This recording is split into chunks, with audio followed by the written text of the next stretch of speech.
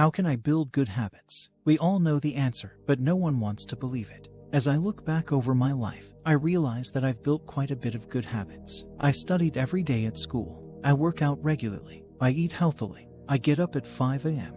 I write daily. I read daily, and much more. When I tried to figure out how I instilled all those habits, only one word comes to mind: discipline. I know there are plenty of books about building habits like the famous The Power of Habit, and I'm sure they are good, but I've never read them.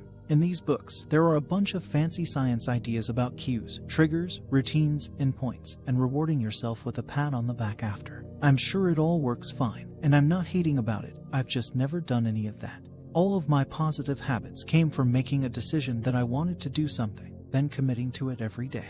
That's it. When I was 100 pounds in high school and wanted to work out, I started doing push-ups every day. When I realized I had a chance at being valedictorian of my high school, I kicked it up a notch and started studying every night. When I wanted to start waking up earlier, I just forced myself to get up at 5 a.m. from then on.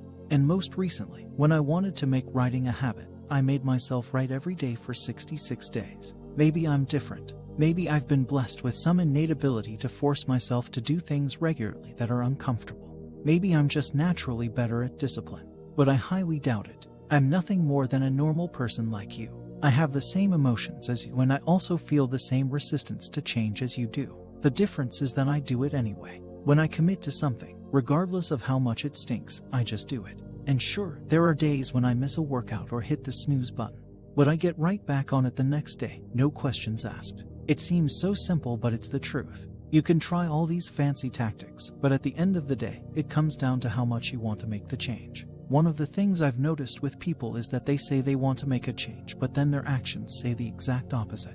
There are people who approach me and say, "JM, dude, what can I do to start working out regularly? I want to get fit so bad." Then I tell them, "Meet me at the gym tomorrow at 6. And guess what inevitably follows? Excuses. "Well, tomorrow doesn't work for me, man. I have this thing.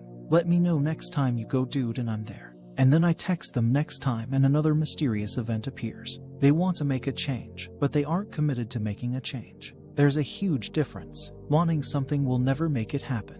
Committing yourself and using your discipline makes anything you want to achieve possible. Here are the habits that you must start doing right now. 1. They prioritize health. Whether they do yoga, CrossFit, ultramarathons, or an old-school bodybuilding routine, I have yet to meet a high performer who doesn't actively exercise and prioritize their health.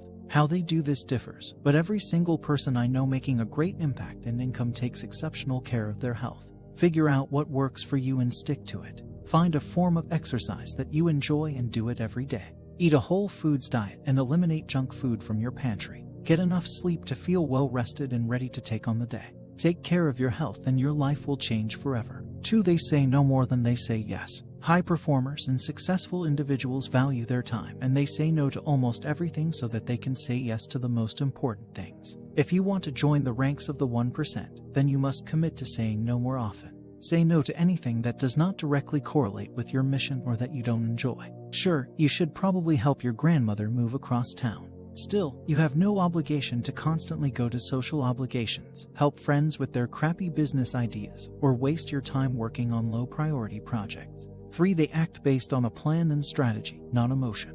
Every high performer has a plan.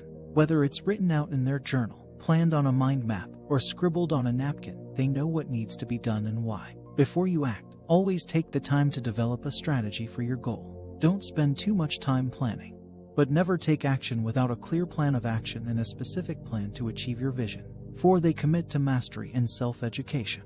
Whether they read books, listen to audio, watch YouTube videos, or sit down with a mentor or coach once a week, every high performer is committed to self-education. Figure out what format works for you and commit to pursuing new knowledge daily. Learn as much as you can and then immediately apply it. Knowledge is power when it's applied. 5. They constantly seek to deepen their self-knowledge. High performers know themselves. They know what works for them and what doesn't. They know their weaknesses and strengths. They know which cognitive biases they're prone to, and they understand how their subconscious mind distorts reality. They are incredibly self-aware.